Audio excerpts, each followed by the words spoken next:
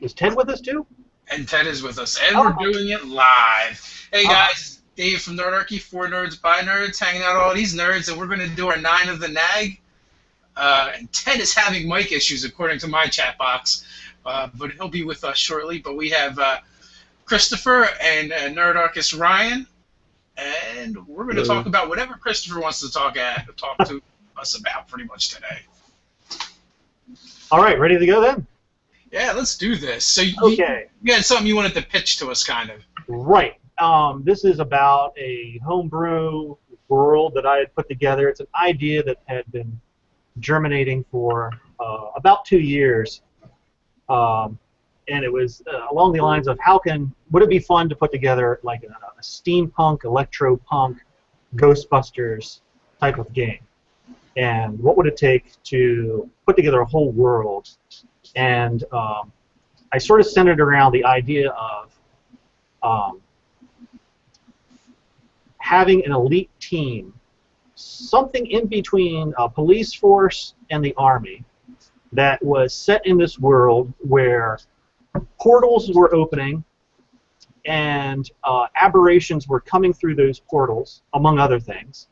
And these teams of Ghostbusters, of aberration control enforcers, as we call them in the game, would be equipped to go out on missions and respond to events that were happening around this portal. The whole idea behind this is that with the portals, I could have them, I could put the players in any situation I wanted. I could rationalize anything, because you could have anything come out of the portal.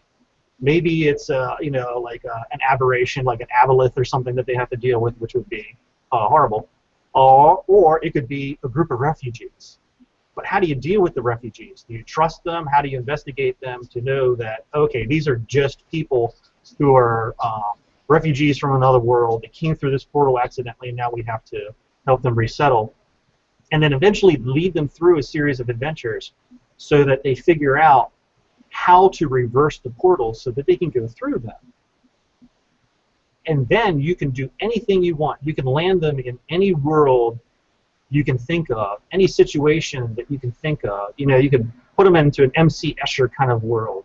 You can put them in Alice in Wonderland. You can put them in anything that you can conceive of. And every session then would be something very different, very unexpected. But yet you could continue the theme of, well, why do these portals exist? Why is all of this happening? Why is magic so messed up on this world? Because that's one of the background elements, that magic on this world is sort of messed up. What is the sort of root cause of all this? And lead them sort of through a grand adventure of uncovering this. And so I put together custom classes for this, which is always, it's sort of a vanity project, I'll admit that, and it's always a danger to sort of create, I think, custom classes, because you risk breaking a lot. And that's why I'm bringing this to you guys, because I had a player who I respect a lot who looked at the Magic class here, and he said, I love playing Magic players, and this is completely broken. It's so risky using Magic in this world. I don't think I'd really like doing this. And he wanted me to use the Burning Wheel to sort of fix this. So I started reading the Burning Wheel, and I'm like, wow, I can't get through more than a page of a Burning Wheel a day. I don't know if I can use this. So I said, I'll take advantage of this, give it over to you guys, and see what you think. So a couple things. I'm getting this Stargate feel in addition to the electro steampunk thing you got going on. Oh yeah. With the gates and the portals. Oh yeah. So there is a couple other systems that would probably handle like this kind of game a lot easier. Mm-hmm. Cypher system is a new one that we've just started toying around with, but it's very flexible, and it's also very rules light and easy to pick up on. And then also, I feel like Fate's another good one as well. Mm-hmm. You can even do Fate Accelerate it. And really not have to worry about things as well. And both games actually have intrusions that the GM can put into the game, so that would really simulate any kind of like wonkiness that you wanted to do with Magic. Okay. So like in Cypher System, your XP is not only a way to advance your character, but it is also a way to it becomes a currency that you can spend. So a GM might go, I'm going to do a GM intrusion, and if you have XP, you could be like, no, I decline, and give him the XP, or you can allow him to do the intrusion and you get the XP. Yeah, I saw the game that you ran just a few days ago, and I thought that was very fascinating. What I tried to do using just the 5e system with this is the idea that these players, these ace agents, face insanity dealing with these aberrations. That the core monsters that they have to deal with. They could deal with any sort of monsters coming through the portal, but their real focus, the real danger to this world, are aberrations, and that in encountering aberrations, there is the danger of risking insanity. And I think what I broke was in dealing with the magic class, calling them the etherealists. They're kind of a sorcerer, but I made using magic so risky that they have to roll for insanity every time they use it. Are you do you read Jim Butcher at all? No. Okay, well he's got a steampunk series that he's one book deep in, and his magic users are etherealists as well. Okay, and great. They pretty much all end up going crazy. Oh, okay. The book is called The Aeronaut's Windlass. Okay. So I would hey, highly recommend checking out that series. And since you can hear me, apparently my mic is not working. Yay! Hey, Ted! Good to hear from you, man. It looks like we got a junior member of the You're just NAG. using telepathy.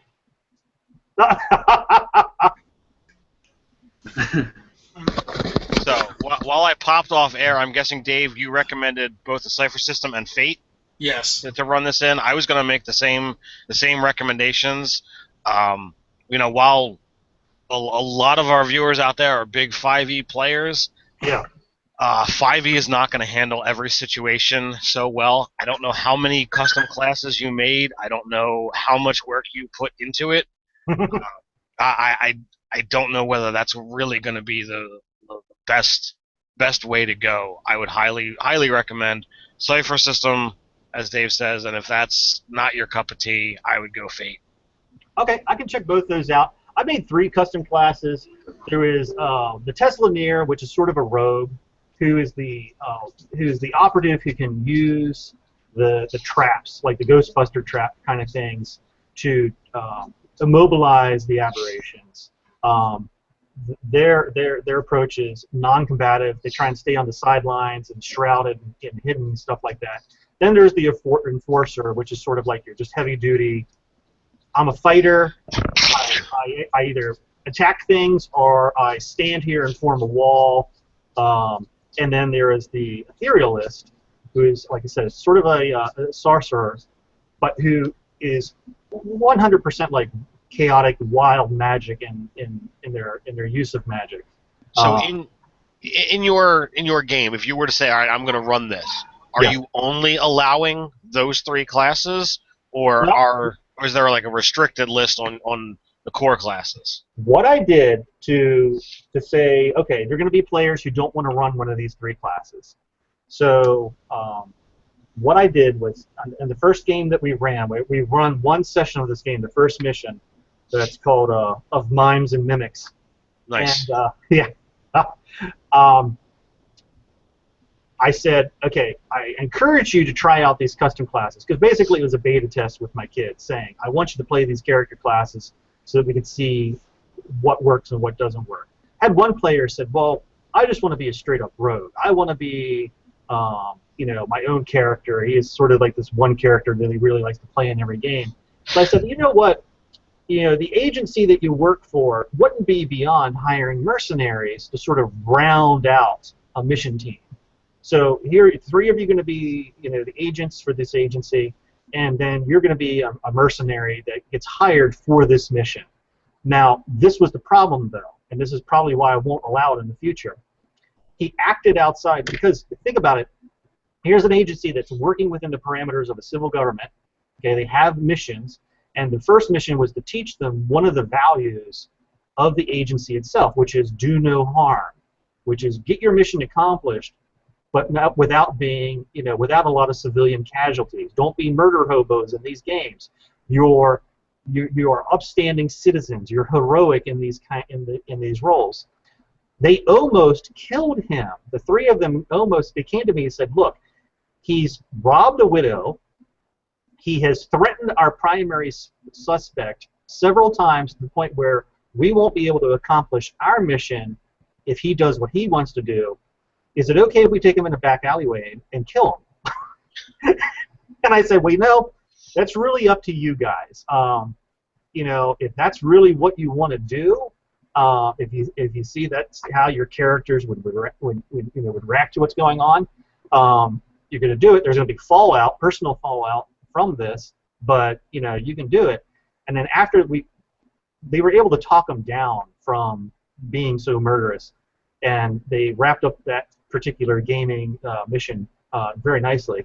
But it gave me pause and go, you know what? Maybe the whole mercenary thing doesn't work because it puts people outside of the boundaries of the values that we're trying to teach with the game too, which is do no harm. You're not here to just blow up the whole city to accomplish a mission. You have to be reasonable. You have to be creative. You can't use just violence all the time to solve your problems.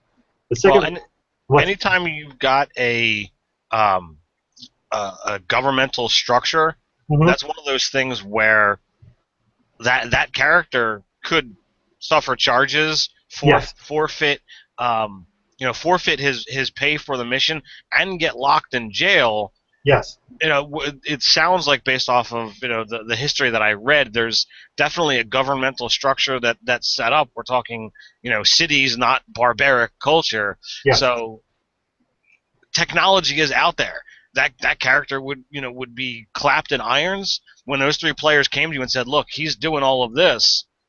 That's where you say, "Okay, bring him back to base." He spends the rest of the night locked in irons, and they go finish the mission. That's how I would try and deal with it, because that's going to be the punishment for the player who's operating outside the purview of the game that you're setting up.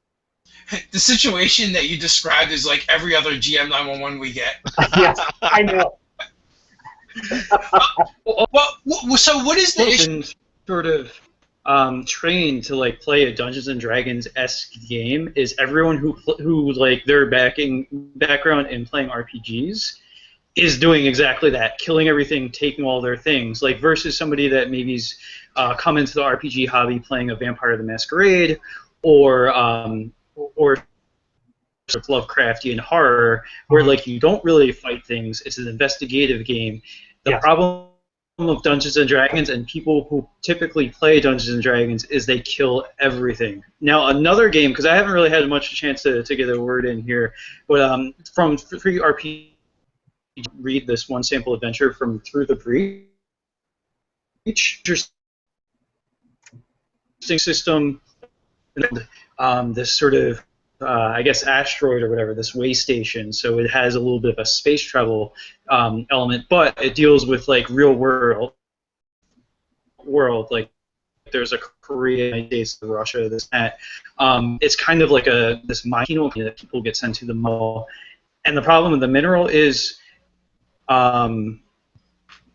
that the problem with the mineral is that it actually forms a gate for otherworldly things. So Cthulhian things sort of with that. So it's called Through the Breach. There's minis and stuff like that involved with it as well.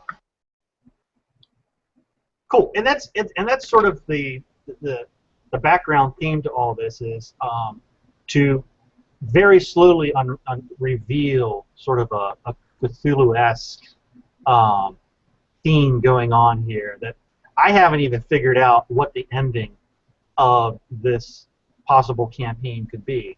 I just know that I want to lead them through a series of adventures where they can eventually get to the point where they can go through the portals and begin to investigate what's causing these portals to manifest.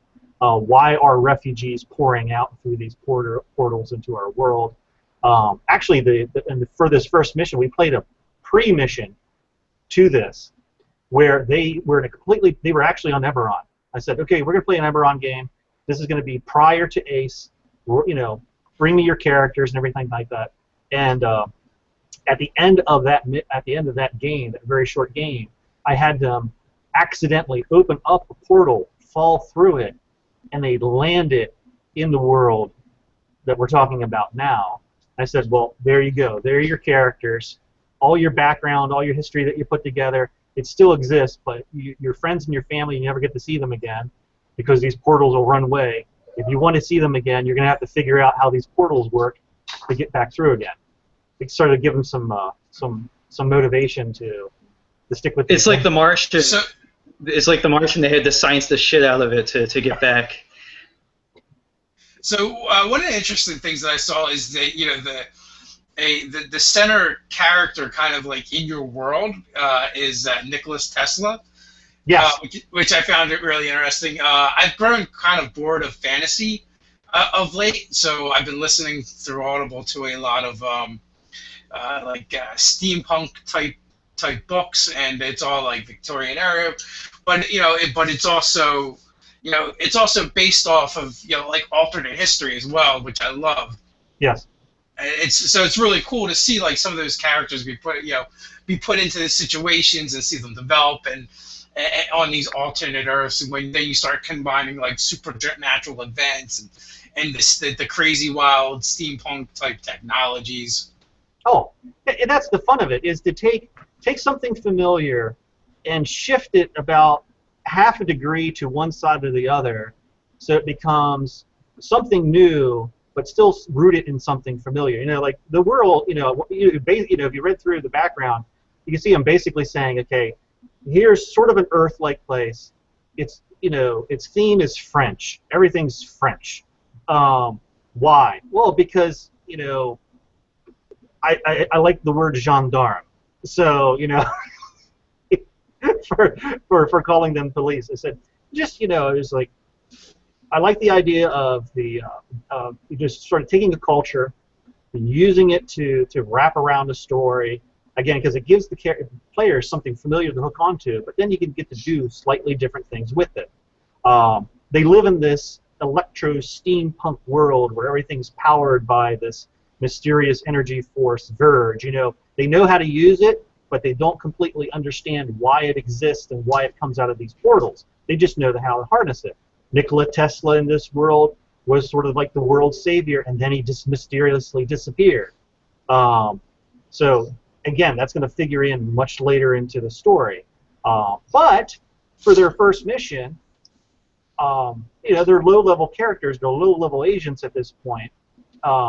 They're not running around in like steampunk cars or airships, or they don't have jetpacks or anything like that yet. I'm like, okay, you get a penny farthing. You have to ride to, that's what your requisition is. You hop on your penny farthing, and you have to ride to your mission. And that kind of tickled them, because the idea of, okay, here we are on these really crazy-looking bicycles riding through the street while everyone else is buzzing around in electric-powered cars, and there are cable cars zooming overhead, and there's airships off in the background, stuff like that, but we're stuck on these silly bicycles. Just little things like that to help flavor. It doesn't take a lot of effort or a lot of time just to say, okay, there's your penny farthing. And then they take it from there. They're like, well, what happens when we get off these things? I'm like, I don't know. What happens when you get off these things? So they had this thing where they didn't quite know how to use these bicycles all that well. And so when they went to their assigned rendezvous point in front of their commanding officer, they crash into one another. They sort of fall over one another. It's like just giving them the little bits like that, and then letting them write the story and the adventure that way helps a lot. Totally. Jane, get me off this crazy thing. Yeah, exactly. I'm thinking like some of our viewers are gonna have no idea what that reference is even from. That's okay. Well, I had to Google a penny farthing, so okay. There's that. Yeah, I just did. Little wheel on the back. Yep. Now I know, and knowing is half the battle. Yes. And I have throughout the world, throughout that city that they're in, Liberté, where there are police booths, ace booths really, where they can stop and they're basic agents right now, and they're running around. They have laser pistols. They get laser pistols and like a nightstick to accomplish their missions. And so I said, well, throughout the city there are booths where you can't carry an unlimited supply of charge packs for your laser pistol. So you have 3. If you want to get a refill on your ammunition, or if you want to check in and call into headquarters on the Ansible, something like that, you have to find one of these booths. Well, the booths are blue, and they have a little blue light on top. And the Ansible receiver thing is a little door that you open up on the front, and it's just making little side references like that. It's fun to put those kind of things in there. Yes. when you have the ability to. So, what I'm thinking is, like, one of these times they should go for one of these booths, and then they should hear the TARDIS sound. It disappears. Just when they need it most, it disappears. Yeah. Yeah. Yeah, a man with a scarf and a trench coat is also seen in there, like, taking it, disappearing in it. Yes. Yeah. But I have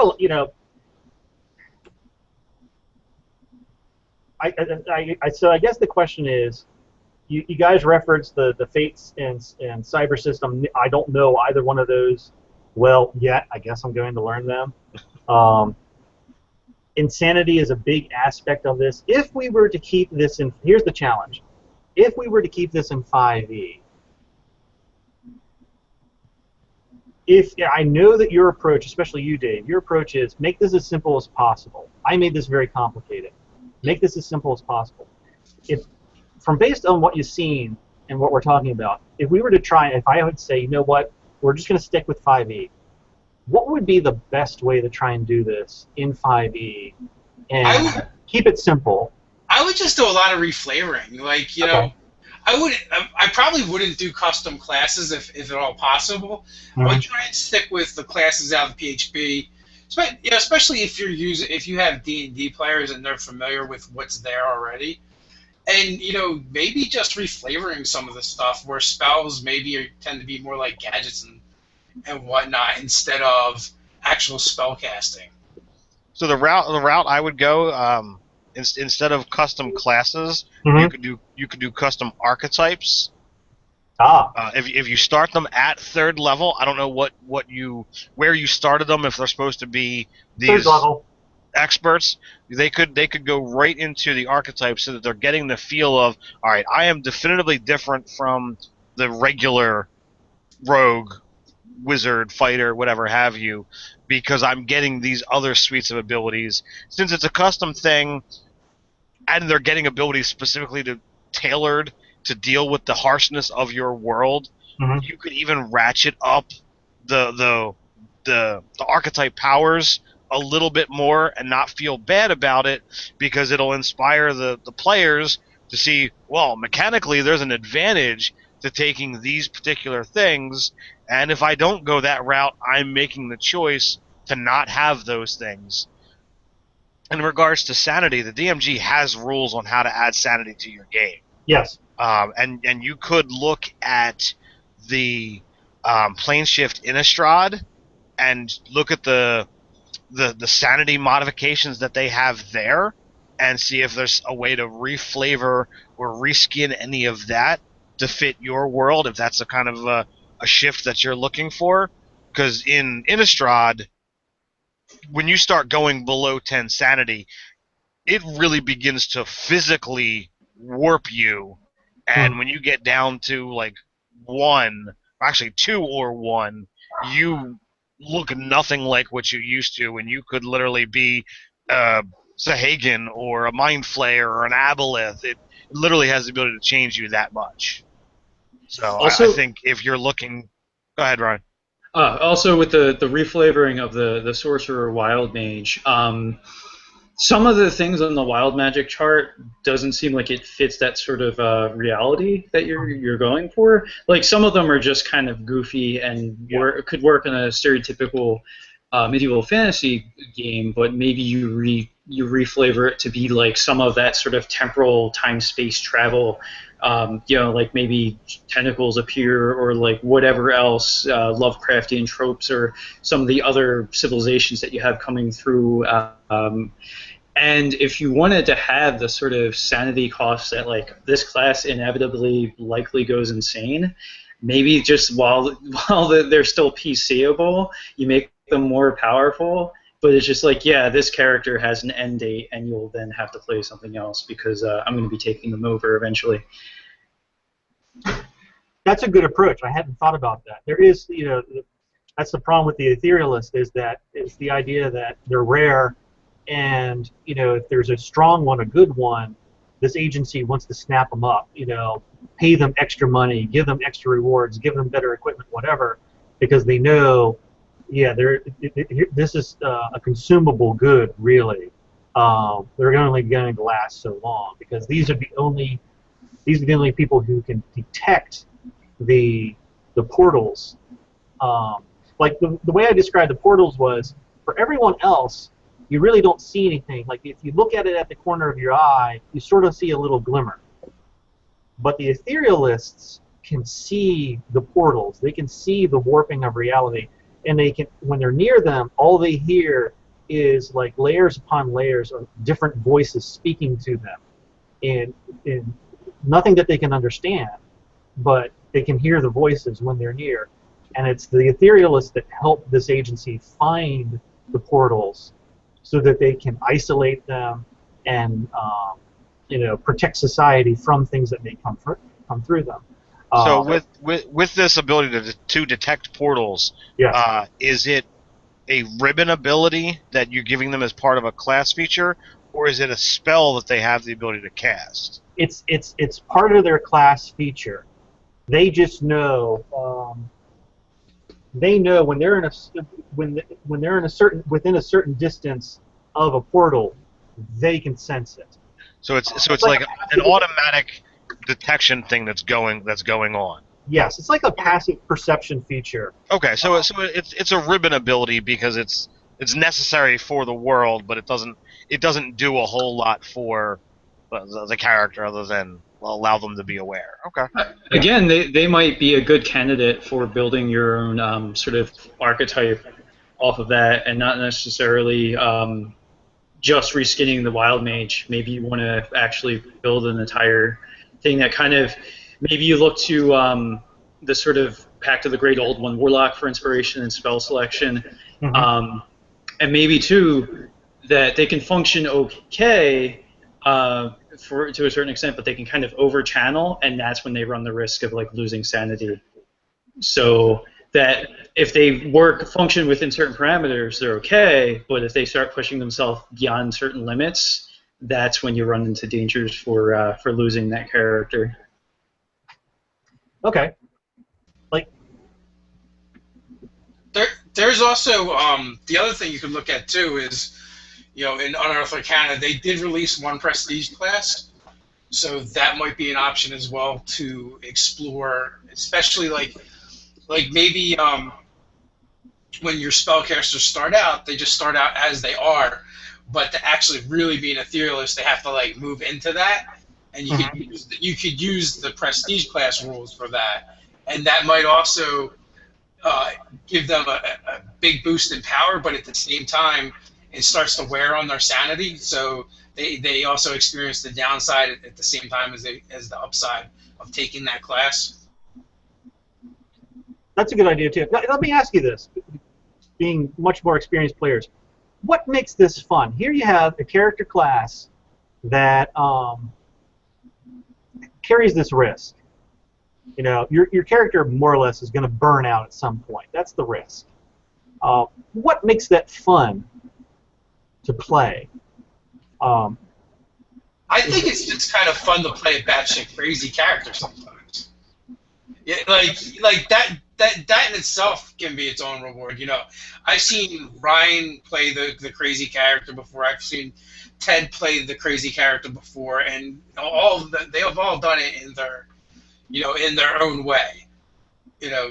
So in itself, it's almost like its own reward because it's like a role playing challenge, and it's just fun whether you want to play kind of like silly crazy or creepy crazy. It just adds another dimension to the game.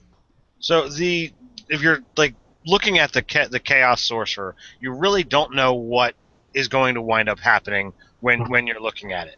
And as we've seen in Dave's game with Ryan's chaos sorcerer, it really can be someone turns into a sheep, fireball explodes, bad bad stuff can happen, but along the same lines, you can get the other end of good off of those rolls as well. But it adds to the story, and nobody cares how many times. Well, shit, the shit hit the fan, and the chaos part of it changed things for the better. People remember the story of when Ryan turned himself into a sheep and the goblins got on his back and riding around the battlefield. We remember the story when he launches a fireball by accident right at his feet inside the tavern, setting everything on fire, because that's where the combat happened and that's where the rolls showed. Those things are hysterical, and we all managed to get out alive. Yay, great, no issues, but great stories. Um, Now the crazy chaos stuff that I've done, I've gone more into the silly crazy. Back in third edition, I had a sorcerer who was a little bonkers, was also part cleric who literally worshipped magic. And in that edition, you could make magic items. Well, we've all seen the little balls of electricity that when you touch it, it scatters lightning and makes sound effects. It's a practically useless item in D&D. But I thought this was the best thing for my character. So as soon as I could get Craft Wondrous Item, I did, and I played with this thing. In a 5th edition term, I would always be at disadvantage on perception checks because I'd be playing with this thing. And he was always doing crazy stuff like that. I thought it was great. I enjoyed playing the character. So, I don't know. There is, as Dave says, there's an appeal to getting into that. And when you have an idea that really fits with the world, you just run with it. Okay, all right. I'm just trying to figure this out so that, like I said, it's sort of a vanity project, and you run the risk of saying, oh, I've spent a lot of time on these ideas, but I don't want to become so invested in them that I'm not willing to change things, because really, if I have an unplayable game that no one has fun with, why bother spending time on it? Why bother writing it? Because I have ideas for stories to lead these players through, I want them, one, to be able to play the game, and I want them to be able to have fun doing it, so they can do those things, so they can have those moments where they can come back and tell those stories. So yeah, that's why I'm just, like I said, we came through the first mission and they did have fun.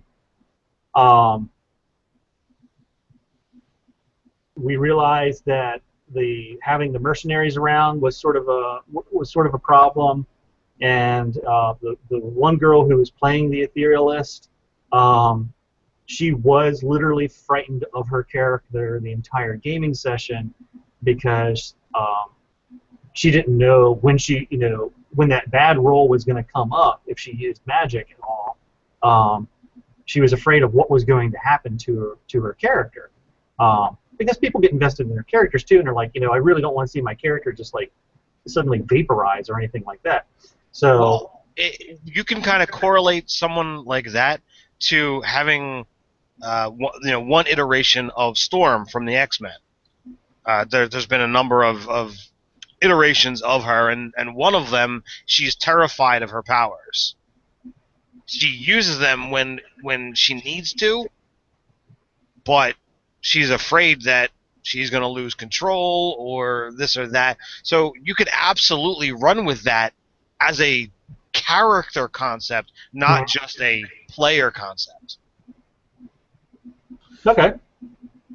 And also too, like, you know, there's a lot more gear and equipment and stuff in your world that the players could potentially access.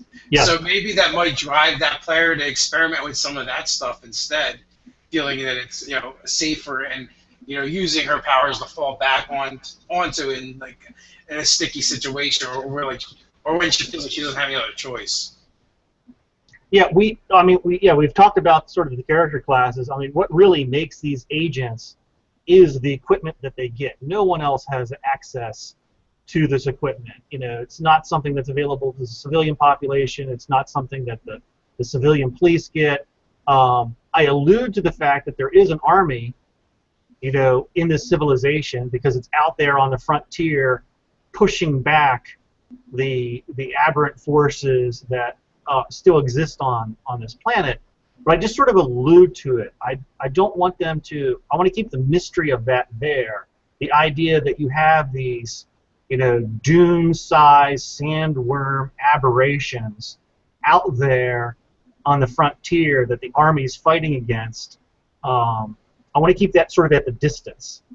But they sort of exist in this in between where they're sort of like Batman in a way, in that they get a lot of their ability and they get a lot of their powers from the equipment that they use. And we've, you know, the kids and I together just work together at coming up with the equipment list and making it as much fun as we possibly can. You know, the Teslaneers, the rogue carrier, you know, they get drones. You know, they get a flying drone, they get a wheeled drone to be able to buzz around with. It extends their vision, extends their range of abilities, and allows them to, you know, like drop traps on the creatures that they're trying to contain and stuff like that. The enforcers, they get the, you know, they can get the really heavy duty stuff, you know, and depending on which way they go, they can even become sort of like knights on these mono-wheeled motorcycle things, where they get electro lances and they're running around on these one-wheeled motorcycles. So the problem I see with a lot of this, though, is like you've like way amplified the martial classes, and then you've penalized the caster class. Like you kind of made the caster class one unplayable because like if you have a character that what their main suite of powers is, they're afraid to use because it's so punitive. That I think that it becomes a major design issue, especially when the damage dice is so much higher on. Like basically, what you're telling, because of the way the classes are designed, you're telling people to not play this class. Is essentially what that comes down to.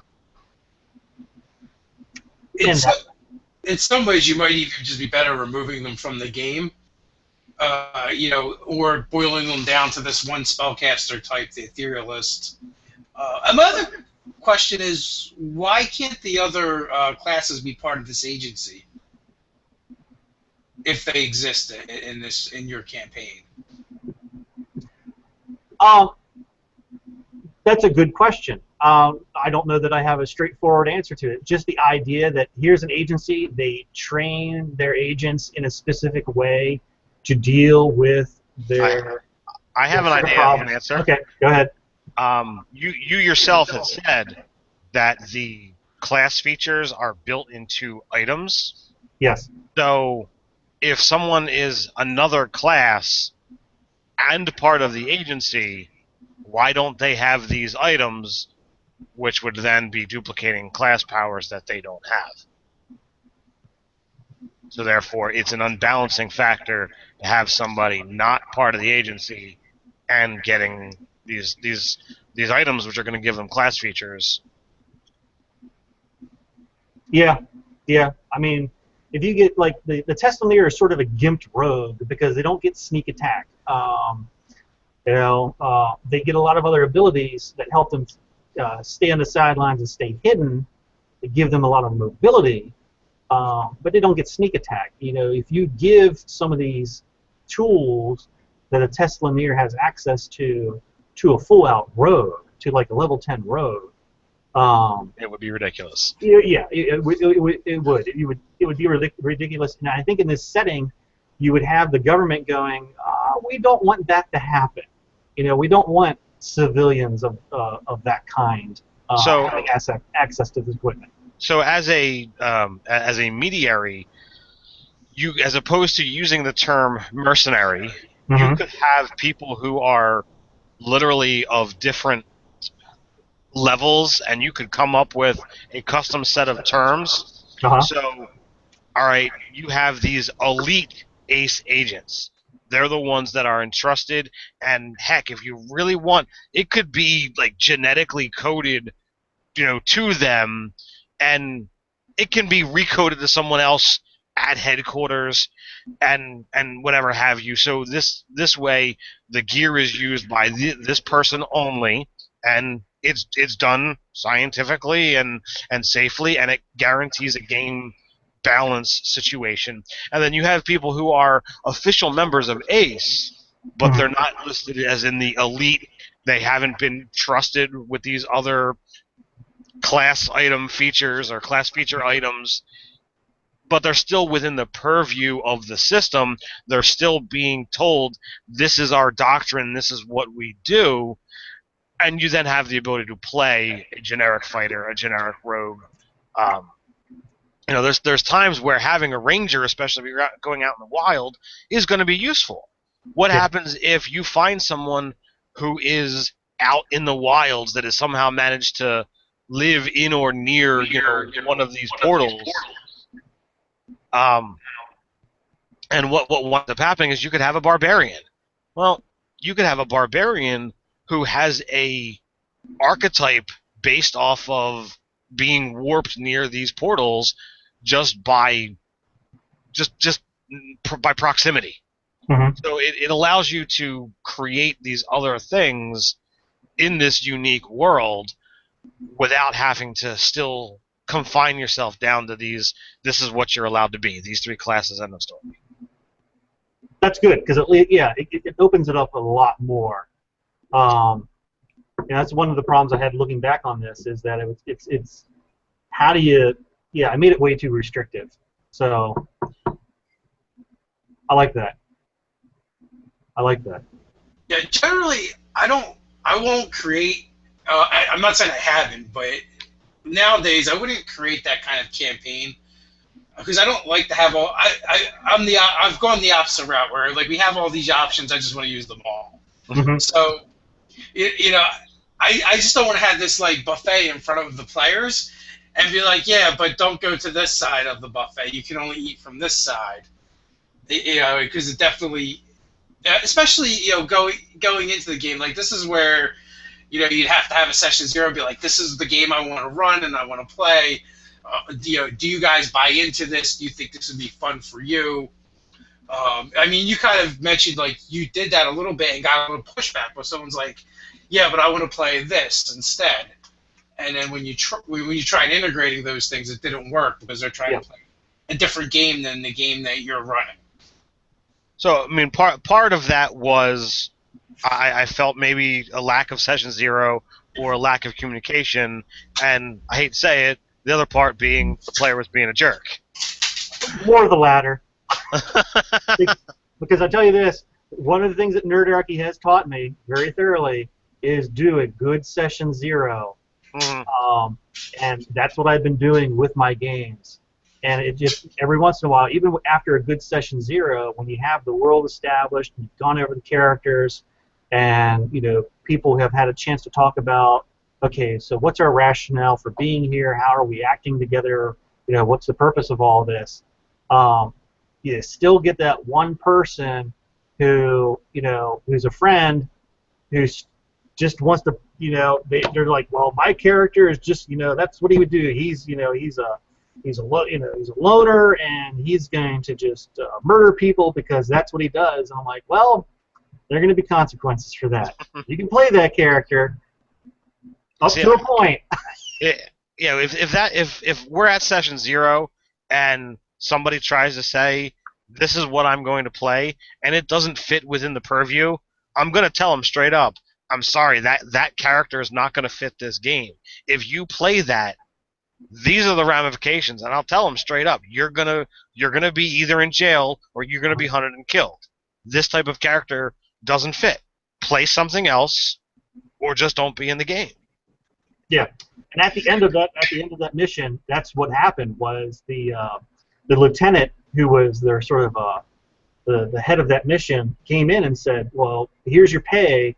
We're not going to hire you again because this is the report. You know, we heard from our agents on the street, our contacts on the street that that you broke into someone saw you break into the widow's house. Someone saw you rough up this. The other agents reported that you almost murdered the prime suspect in this murder, and rather than letting them bring him in for questioning and for justice, you wanted to kill him." And you're like, "Well, thank you for your services. Have a good day and a good life. You know, we're going to be using someone else in the future." He didn't like that personally, but I'm like, "Dude, you know, that's the way it is. This is your character lives in a context, and the context of this world is in this place. Law and order is important. It's a civilization. It's not the Wild West." Well, the truth of the matter is that would have been led to a tribunal. Like, he would have been on trial. The end of story. He would have been in a cell and awaiting trial. So, let him off easy. Yeah. Yeah, and so we have another Christopher that has joined us, so I just want to say hey. Hey, Chris. Hey. Oh. You're muted. Okay, there we go. I've never used one of these. Hi, everybody. I am, I guess, the other Chris. Glad to join. I live in Hawaii, so my time zone's a little off, and I'm a bit late coming to the party, but glad to be here. Well, if you don't mind my asking, what island? Oahu. Okay. Mm-hmm. Score. So we have two Christophers, both of our first two members of the 9 of the NAG on over from our Patreon reward level. And I would like to thank you both for supporting us and everyone that supports us. We greatly appreciate it. Glad to do it. So we need to get those horse-headed masks, and we can do like a NAG salute, just like I always support that idea. I enthusiastically support that idea. Yeah, where's your son at, Christopher? I went for a walk. So we've been talking about Christopher's homebrew campaign. It's kind of like a electro steampunk Ghostbusters mystery of peculiar occurrences mishmash a bit now. Is there anything other Christopher you would like to talk about? Chris is fine. Honestly, I just liked watching the discussion y'all were having already. I was at the store earlier and saw y'all started streaming and was watching that, and then realized I might need to be a part of this. So, Nice. No, I enjoyed the conversation. I love hearing other people's homebrew ideas and some of the takes they have on things that might not come into my lens of perspective, if you will. So I'd carry on, is what I would say. Excellent. So, Christopher, have you found this helpful for you as far as feedback and thoughts for where you want to go with this campaign? Oh, absolutely. Yes. I mean, you guys have. Well, okay. One, it seems to be like the story of my life, because here's a little tangential story that is actually related. I invented Lunchables 1 week before they hit the shelves in the grocery store. I sat down and wrote out a concept, and a week later they were in the store. I'm like, okay, what perfect timing, right? Get an idea, and someone already beat me to it. And then so I come up with this idea, and they're like, oh yeah, read this Jim Butcher guy, Aeronauts Windless. I'm like, oh, okay. Yeah, and also Through the Breach kind of hits on some of these ideas too. Yeah. Except for it's one of those games that uses a card mechanic. So like you have a little deck of cards that you shuffle, and that's how some of the things are determined. But the interesting thing about the Through the Breach game, I haven't read their core book. It was just reading from the adventurers. Each character has like a fate, so there's this like vague destiny that they're going to encounter, and you basically either are going to your fate is going to catch up to you, or you put it off for another day. But the cool thing is the game master has to try to figure out how to incorporate these fates into the game. So that's kind of interesting. That's amazing because my plan was actually to begin to give tarot cards Oh, to wow. players as they leveled up. So they have like rules for miniatures and stuff like that too. Like I think there's a bit of a miniature, like it's a tabletop game, but I think they have miniature rule set too. Another thought I had with your sorcerer, what was the term that you were using for it specifically? The etherealist, which I think so the etherealist is using too. Which well. So the thought I had the thought of the etherealist is like I almost wonder too.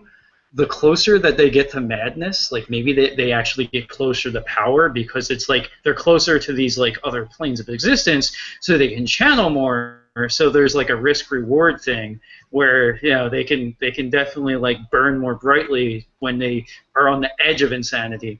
And maybe you have a mechanic where they can recover insanity, kind of like any of the like Lovecraft board games where you can spend time at like a mental hospital or whatever. So maybe there's ways for them to recover, but maybe during the course of a mission, they can kind of push closer and closer. So it's a press your luck sort of situation. You could even have I love that idea, Ryan. You could even have like buildings and professions in your city that this is solely what they do. Because the general populace has to deal with the sanity issue as well, and it might be small. Those that actually go out into the wilds and go on these missions, they're the ones that seriously push these boundaries. They're the ones that are like, look, I need to sit and talk about what I saw, and like these hazards are gonna weigh on them heavily. So there could be even magic or something that these people have access to that are designed to aid these people and keep them in check, keep them closer to sane, or restore sanity if at all possible. They're like psychologist chaplains, kind of. Is the way I'm saying that. You could even take it down another road and have potions or spells or something that exists within the game to kind of like, all right, it's not going to give me much, but if it restores just the littlest bit, it's going to keep me closer. Yeah. No, I love these ideas. I mean, I felt kind of stuck with this. It's like I really like the idea. I really like the concept. I want to see this world develop, but at the same time, I felt like I sort of backed myself into a corner where, well, it's not exactly what I've written. It isn't exactly workable for the players. So how do I back up a few paces and reapproach this again so that players can play it, have fun with it, and it's not so reliant on a lot of custom stuff. And you guys have given me a lot of really good ideas and good direction for how can I do this and not make it so darn complicated. So I think it sounds as like an amazing setting. I'd love to actually check it out if you're willing to run something online. Oh, once I've given it a few hours to sort of correct, I would like to test a mission out with the N.A.G and see who's willing to play in a game. Yeah. So primarily your setting is humans, but with the refugee aspect, would that open it up to using other races? Oh yes, this is one of the worlds. You don't know this, but my players do. I don't like Dragonborn. I don't like Drow.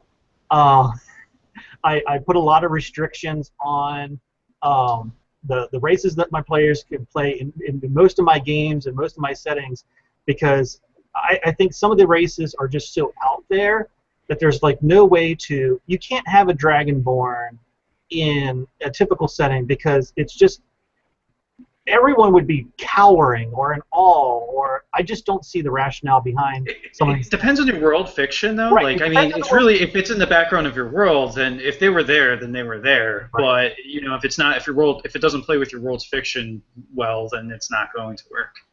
But again, personal bias on my part. But this world was specifically crafted so that my players could play anything. Just say, you know what? These portals exist. Refugees have been coming through these portals for a very, very, very long time. This is a heterogeneous, integrated society. They're used to having all these different weird people come through, and it's no big deal anymore. You know, you want to play a Dragonborn agent, play a Dragonborn agent. It's not going to be an issue. It's not like you know, like my introductory campaign, which is called Welcome to Waldburg, where you're in this little backwoods town where nothing happens. If a Dragonborn shows up there, the town is going to freak out. But here in this setting, to them, it's a monster. right? Yeah, but here in this setting, no one bats an eye. It's like, oh, okay, so how long, you know, how long have you been a refugee, kind of thing, you know? So yeah, it would definitely be open to anything. My problem was I didn't open it up to all the different classes. Right. You can play any race, but I made it very restrictive on the classes. You guys have shown me how to correct that, so and that's what I'm going to do. Just go back to the drawing board, start rewriting some of this stuff, and make it so that people can come in and play the character they want to play. The other thing that Ted brought up early on, too, that is actually one of the best places if you're going to customize is with your archetypes, because it doesn't require a lot of work, yet it'll give the feel and flavor you want. The other spot would be backgrounds or alternate backgrounds would be another spot, which is, you know, pretty easy to tweak. Feats is something you could play with, and then if, you know, a little bit more work but not quite as much work as, you know, building a whole class would be playing with prestige classes. Speaking of backgrounds, you could absolutely have a background of a refugee. Like that's an easy way to chime that in, and you could either have it be very fluid and open in creation, or have it, you know, pretty much write it as, you know, you have a note, discuss this with your DM to figure out exactly what you are and where you came from to determine what exactly you would have. And all of the features are small ribbon abilities, so it's not like, oh, well, I come from this planet, so I'm going to have this super huge ability of this or that. No, it's nothing like that, but you can work with the DM or work with, you know, you, Chris, to get it resolved of, hey, I want to make something unique. I want to make something interesting. Is this coaster? Is this cool? I mean, really, like if the seeing the riffs is such a minor key ability, like that could be a background of like the role that you have the sorcerers exclusively playing. You could actually have just the background says you can see these things, so they're kind of awakened, but they're not the full-on sorcerer. They don't have that build. Could be another thing you could do with that. They can hear the voices too. Yeah, and share them with you. Yeah. I mean, that would be a good refugee background, you know, because, you know, the idea is that coming through these portals does impact people to some degree or another. You know, maybe there's a background, a refugee background, building off of what Ted said, where they can actually translate the voices, like they can actually understand some of what's being said, and that helps the other players clue into, well, what's going on here in the background. So, yeah, that's a good idea.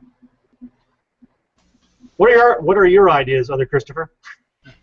Are you Christopher and I'm the other Christopher, or we'll have to? You can call me Chris or Calvary, whatever makes this easier. Calvary will make it easier. Okay. Next time you got to be on the horse, though.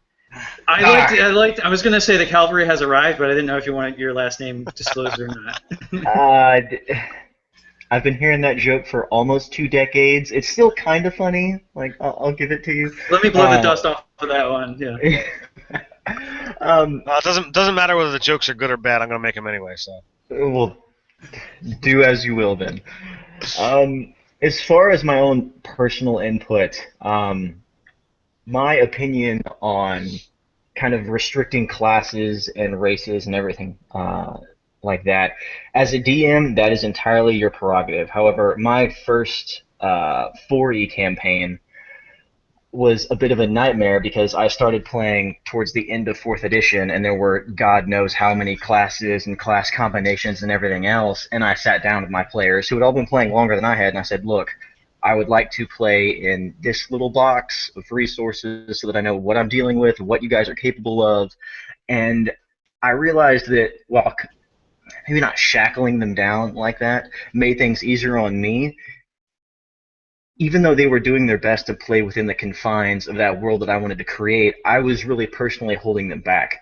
So what I did for my 5th edition campaign is I was a lot more open to them putting their own spin on official material. So if it was any of the source books or any of the Unearthed Arcana that had been put out, like Matt Mercer's Gunslinger Build, stuff like that, I was sure to be open to that. However, I wanted to make sure my players knew that they might not have a particular niche in the world. Like the Dragonborn in your setting, most people would freak out. If somebody pulled a gun in my setting and fired at somebody, that's a magic that no one has ever seen. So there could very well be a riot in the streets. So my own interpretation of how you've been running the world is that it reminds me a lot of how I did things, but I think you're moving in the right direction by taking the feedback to kind of expand and let your players do more of what they want, as long as they're willing to fit within the lore that you've already created. Yeah, good. I feel like I just said absolutely nothing. No, you did. This was. Hey, welcome to Nerdarchy. That's what we do all day, every day. I tell you what, I developed this world before I started watching as much Nerdarchy as I do. You guys have really had an impact on how I approach the game. And for example, the game that I'm running right now, that my son are actually running multiple sessions of for different groups of players, it's again, I stole an idea from you, Dave. I took it's like Han Dynasty dwarves. Are at the pinnacle of this civilization. And the characters are playing investigative magistrates to solve some murder mysteries. That game I have a very different approach to than when I first developed this, because I have a lot less material written. It's much more sketchy. It's much more just very simple outline kind of stuff. I said you can play any race, you can play any character class you want. Just one of you has to be the magistrate. You got to decide in your group who's going to have the title of magistrate, because it's going to have an impact on how you interact with the NPCs. As opposed to Ace, where I hadn't really learned from you yet, and I think you can tell the difference. I can tell the difference when I look at the two games. Ace is kind of clunky. It's not going to be, because now you guys have shown me a way to make it better. And the Bing Dao campaign is, I think, moves a lot more like a Nerdarchy game. Yeah, you know too. I was thinking about the sort of like title of being an ace agent. The Inquisitor, I think Inquisitor background that was just released in an Innistrad seems like it worked because the feature of that is having the authority to do things in the name of the church. So instead of that, it's in the name of the state. So you might want to take a look at that. It's a 40-page free download. So yeah, I'll have to take a look at that. Okay. Yeah. In the D&D Plus is where I think it was released. Yeah, which is like an app magazine, basically, is how that works. Yeah, whoever hasn't checked out Innistrad, there's a lot of really great stuff in that. There's, I don't know, we did a video on it. It'll go up soon. Yeah, and back to Calvary's point about like limiting things, like. Yeah, Dark Sun is a great campaign setting because it is limited, but it's just getting everyone's buy-in to like, hey, we're gonna play a game that's like gritty and harsh as shit. Are you into that? You know, people that are into wanting to play something that is like a Michael Moorcock sort of fiction and maybe a little harsher than that. Mm-hmm. So it's just getting the buy-in of everybody at your table, really. And also, I want to speak to Calvary's original point of, if you're new to something, there is nothing wrong with going like, hey, these are and even if you're not new, it doesn't matter. If you're running a game, if you're like, these are the parameters that I feel comfortable running in, do you guys want to play? And they go, yes, well then that's fine. There's nothing wrong with that. And then when you got into 5th edition, you felt what you did before was restrictive, but it probably wasn't. You can still have fun. But what it does really show is like you grew as a person and in the game and as a game master, and you opened it up. So there's absolutely nothing wrong with that. Because I watch Nerdarchy. Respectable.